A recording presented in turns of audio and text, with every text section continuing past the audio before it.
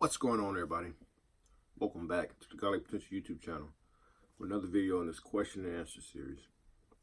Now, this question is entitled, How do you practice spiritual growth / awakening? I'm new to this stuff and need some advice.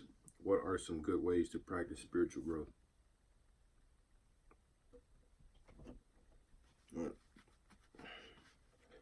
Practicing spiritual growth and awakening.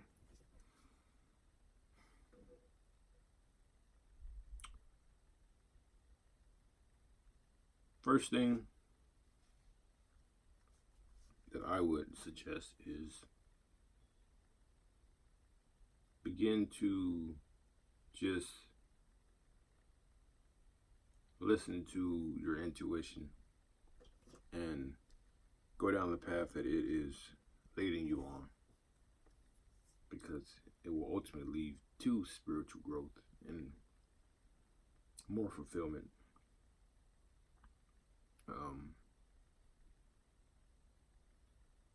I would also suggest meditation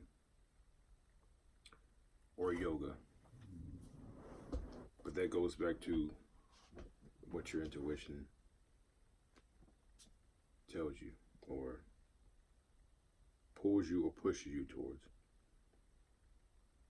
If it pushes you towards religion, go that route. If it pushes you towards non-religions like the Tao Te Ching, Taoism, it's not really religion. Maybe Buddhism, who fucking knows? Satanism, just whatever it is. It doesn't matter. There's no right or wrong. Just whatever is you've been called towards, go do that. If you're being called towards meditation, yoga practices, Tai Chi, Vipassana,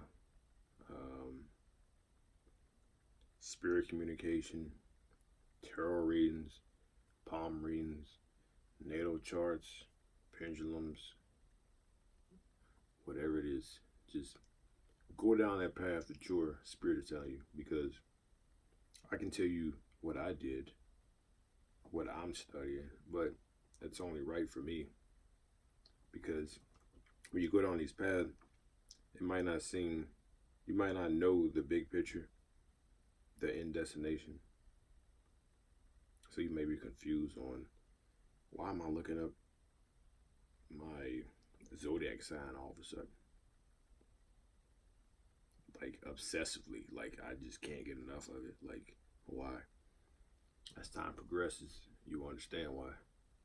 You're like, this is why I needed that. And then that will just lead to something else. It's almost like you're just going through a door, and it's going to lead you to another door, to another door, to another door. When you open that door, when you go in that door and you're in that one room, take in what's in there, because you're being led to that. So just consume it all, or consume what you need to consume. You will know what you need to consume, because oftentimes, say I'll buy a book, and I'll be reading it, and then I just not feel like reading anymore, and I'll set it down, and I'll be thinking like, man, I need to read that book eventually, and then one day I'll just get the inspiration, like, now it's time to read the book, and I'll read it, and it'll be exactly what I needed at that moment. Or I'll buy a book and not even read it at all, and then just like previously for me. So I just started reading the Tao Te Ching, and if you haven't read it, it's like you can look at that, like that's one chapter, and each chapter is pretty deep, and sometimes you will need like further clarity on it. So I bought that book, I'm reading it, I'm just like, damn, that's some shit, that's profound. And then all of a sudden I type it in on YouTube and Tao Te Ching, and a video pops up of Wayne Dyer.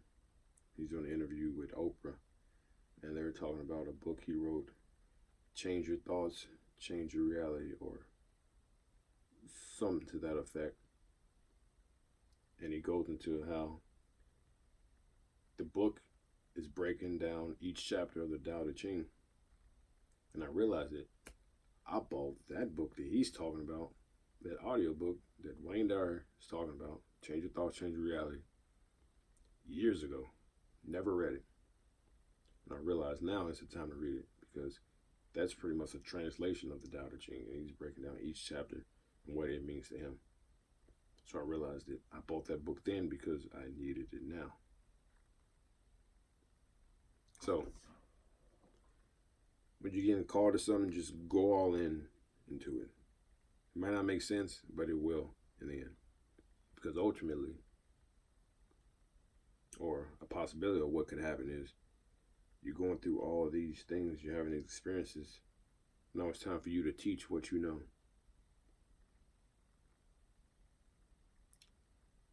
You may be teaching something that somebody else is teaching. A lot of law of attraction teachers, a lot of spiritual teachers, a lot of people preaching certain things. But it's the path in which they took to get there. It's what makes it unique to them and different. Because they got it, they attained it with a certain level of consciousness from a different perspective. So I can talk about the law of attraction right next to somebody's talking about the law of attraction. And there will be two completely different ideas of it. Two completely different methods of how to apply the law of attraction, or whatever it is, just because the experience in which our spirit led us on to get us there to that destination was different.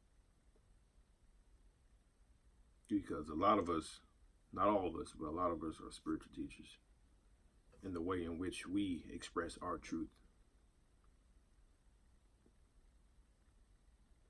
So, how do you practice spiritual growth / awakening? You just listen to your intuition. Go down the path it takes you on. You will not be led astray. The trick is to get to a point where you can discern what is intuition and what is the mind. Typically, the intuition speaks first, and then the mind rationalizes it. But the intuition doesn't really speak. It's just a knowingness. So, if you could distinguish between the two, just follow your intuition, follow your higher self, follow your spirit, and it will lead you that way towards spiritual growth and awakening. But yeah, I hope that answers the question. If you like this video, be sure to give a thumbs up. If you guys would like to ask me any questions, you can send me an email at mygodlypotential@gmail.com. I will give you my professional but unlicensed opinion. If you're new to the channel, be sure to subscribe for more. Share this video. Share it with everybody you know who is new to the spiritual awakening and spiritual growth. Because this is a pretty informative video, I believe. It could help a lot of people out. But share the video. If you haven't already subscribed, thumbs it up. But until next time, peace.